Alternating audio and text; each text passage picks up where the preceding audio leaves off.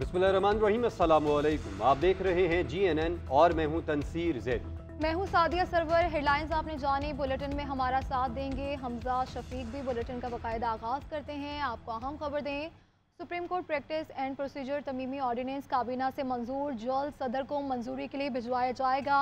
तरमीमी ordinance के मुताबिक chief justice का सुप्रीम कोर्ट के मुकदमात मुकर्रर करने में इख्तियार बढ़ जाएगा। चीफ जस्टिस, सुप्रीम कोर्ट का सीनियर जज और चीफ जस्टिस का मुकर्रर करदा जज केस मुकर्रर करेगा। इससे पहले चीफ जस्टिस और 2 सीनियर तरीन जजेस का 3 रुकनी बेंच मुकदमात मुकर्रर करता था। बेंच अवामी अहमियत और बुनियादी इंसानी हकूक़ को मद्देनज़र रखते हुए मुकदमात को देखेगा। हर केस को उसकी बारी पर सुना जाएगा, वरना वजह बताई जाएगी। हर केस और अपील को रिकॉर्ड ट्रांसक्रिप्ट तैयार किया जाएगा। तमाम रिकॉर्डिंग और ट्रांसक्रिप्ट आवाम के लिए दस्तयाब होंगी।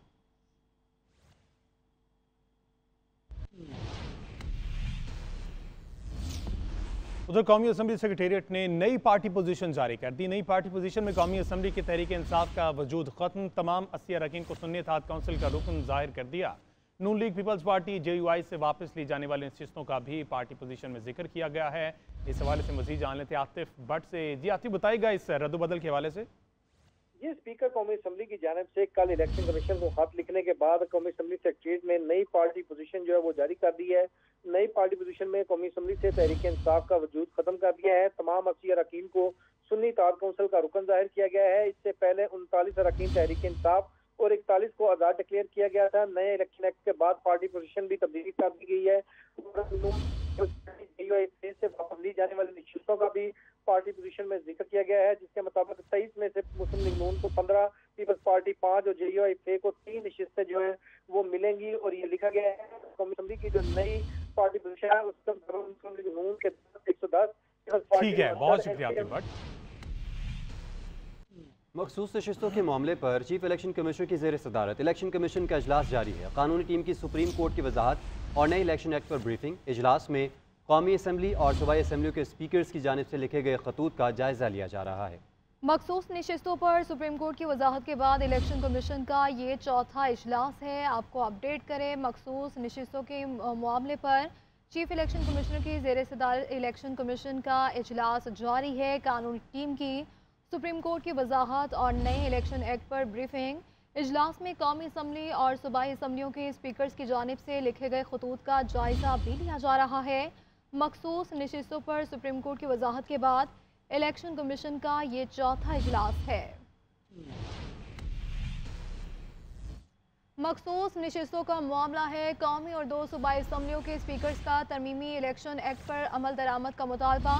स्पीकर कौमी असम्बली अयाज सादिक ने मौक़िफ़ अपनाया कि इलेक्शन एक्ट में तरमीम के बाद मखसूस नशिस्तें तब्दील नहीं की जा सकती। पंजाब असम्बली के स्पीकर मलिक अहमद खान ने कहा कि इलेक्शन तरमीमी एक्ट के बाद हालिया फैसले का इतलाक संगीन सूरत हाल पैदा कर सकता है। स्पीकर सिंध असम्बली अवैस कादिर शाह ने इलेक्शन कमीशन को खत में लिखा है कि तरमीम शुदा इलेक्शन एक्ट नाफिजुल अमल है। स्पीकर खैबर पख्तूनख्वा असम्बली बाबर सलीम स्वाति ने मुतालबा किया कि सुप्रीम कोर्ट के फैसले की रोशनी में मखसूस नशिस्तें अलॉट की जाएँ। इलेक्शन कमीशन के साबिक सेक्रेटरी कंवर दिलशाद कहते हैं उनके ख्याल के मुताबिक इलेक्शन कमीशन स्पीकर्स के खतूत सुप्रीम कोर्ट को भेजेगा और रहनुमाई लेगा।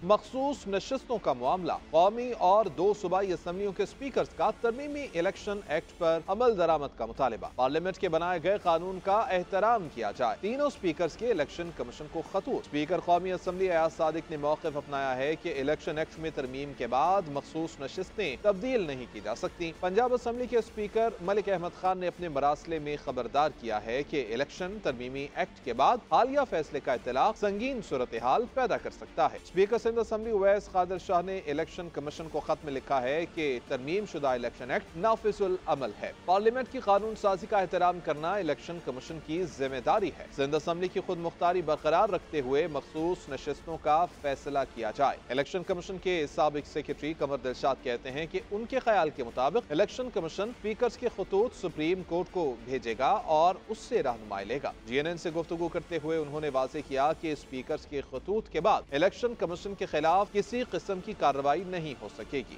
इस खत के आने के बाद, स्पीकर के खत के आने के बाद इलेक्शन कमीशन ऑफ पाकिस्तान के खिलाफ किसी किस्म की भी कानूनी कार्रवाई नहीं हो सकती। नंबर 2, इलेक्शन कमीशन पाकिस्तान ने बड़ा मजबूत मौक़िफ़ इख्तियार किया है और उन्होंने कहा है कि हमारे आर्टिकल 222 के तहत हमें मुकम्मल इख्तियारात हासिल हैं और हमारे मामले में supreme court of Pakistan parliament जो है वो मुदाखलत नहीं कर सकती। उधर स्पीकर खैबर पख्तूनख्वा असम्बली बाबर सलीम सवाती ने भी मखसूस नशिस्तों के बारे में चीफ इलेक्शन कमिश्नर को खत लिखा है। उन्होंने मुतालबा किया कि सुप्रीम कोर्ट के फैसले की रोशनी में मखसूस नशिस्तें अलॉट की जाएं। नाअहली और बदनज़मी पर इलेक्शन कमीशन का बड़ा एक्शन, 3 अफसरान को 3 महीने के लिए मुअत्तल कर दिया। सूबाई इलेक्शन कमिश्नर सिंध शरीफुल्लाह ने उनको 3 महीने के लिए मुअत्तल किया गया। डायरेक्टर एडमिन अजहर हुसैन और इलेक्शन अफसर कराची खुदाबख्श शामिल। कराची के स्ट्रांग रूम में इंतखाबी मवाद में गड़बड़ की गई। इलेक्शन कमीशन ने 3 रुकनी फैक्ट फाइंडिंग कमेटी तश्कील दे दी। इब्तदाई रिपोर्ट के मुताबिक 17 सितंबर की रात मवाद में छेड़खानी हुई। कुछ पोलिंग स्टेशन के बैग्स को ख़राब किया गया। मुतल्लिका पुलिस हुकाम बयान देने से गुरेज कर रहे हैं। इतला मिलने पर मुतल्लिका SHO से रब्ता किया गया। उसने बताया कि आधे घंटे के लिए स्ट्रांग रूम से पुलिस एहलकार को हटाया गया था। SHO ने तहरीरी बयान नहीं दिया। कमेटी 3 दिन में फैक्ट फाइंडिंग रिपोर्ट पेश करेगी। आगे बढ़ते हुए आपको बताएं कि तहरीक इंसाफ का कल हर सूरत लाहौर में जलसा करने का फैसला। सलमान अकरम राजा की ज़ेर सदारत इजलास में हिकमत अमली पर गौर। ज़राए के मुताबिक रहनुमाओं को हिदायत दी गई हैं कि जिस जगह काफिलों को रोका जाए जलसा शुरू करें। दूसरी जानिब लाहौर में PTI के जलसे के लिए वज़ीर आला खैबर पख्तूनख्वा मुतहरिक हो गए हैं। प्लान के मुताबिक वज़ीर आला खैबर पख्तूनख्वा अली अमीन गंडापुर सूबे से मरकजी काफिले को खुद लीड करेंगे। रुकावटें दूर करने के लिए क्रेनों और मशीनरी का इस्तेमाल किया जाएगा। और वज़ीर आला ने अरकान असम्बली के इजलास में तैयारियों का जायजा भी लिया। उधर लाहौर की इंतजामिया ने ग्रेटर इकबाल पार्क के इर्द गिर्द कंटेनर्स पहुंचा दिए हैं।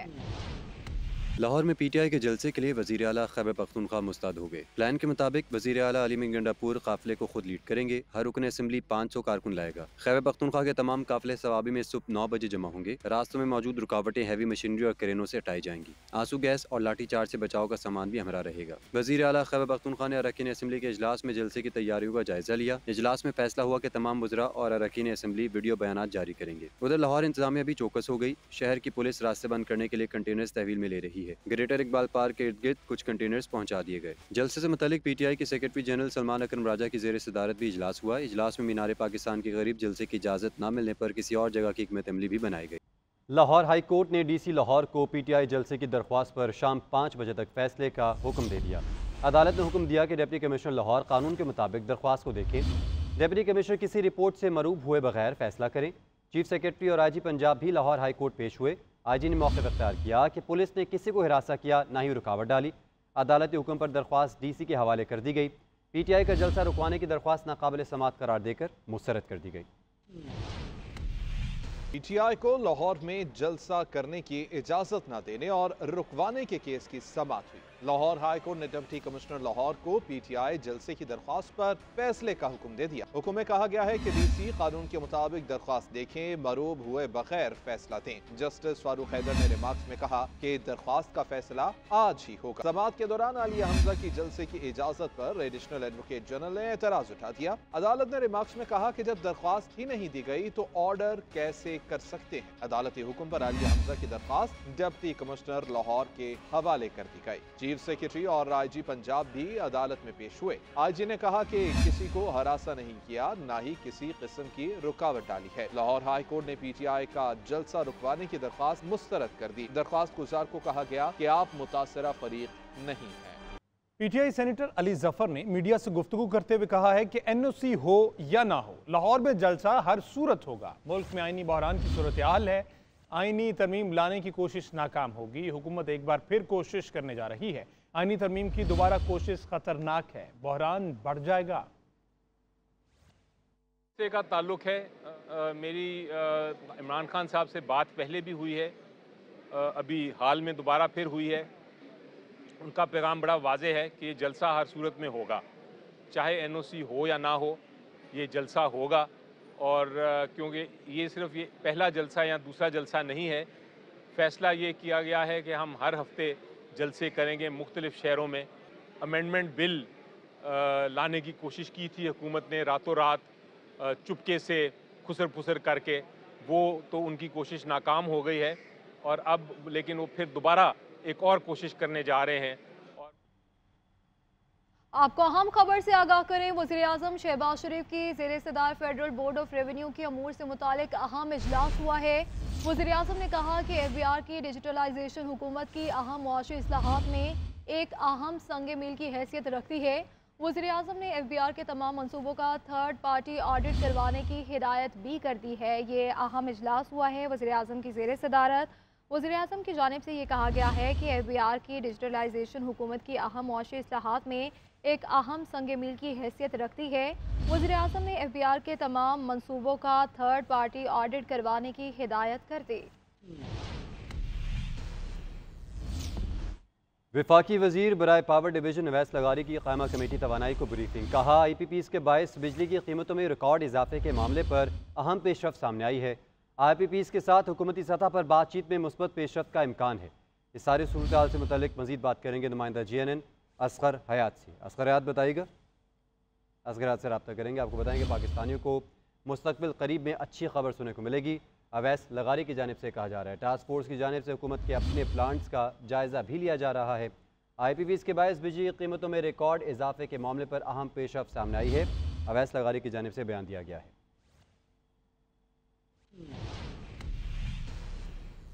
आइंदा किसी साल वफाकी हुकूमत ने मकामी सतह पर कितना कर्जा अदा करना है। आइंदा 6 साल तक के लिए वाजिबुल अदा कर्जों की तफसीलात सामने आ गई हैं। वफाकी हुकूमत के जिम्मे 2030 तक मजमूई तौर पर 49,629 अरब रुपए वाजिबुल अदा है।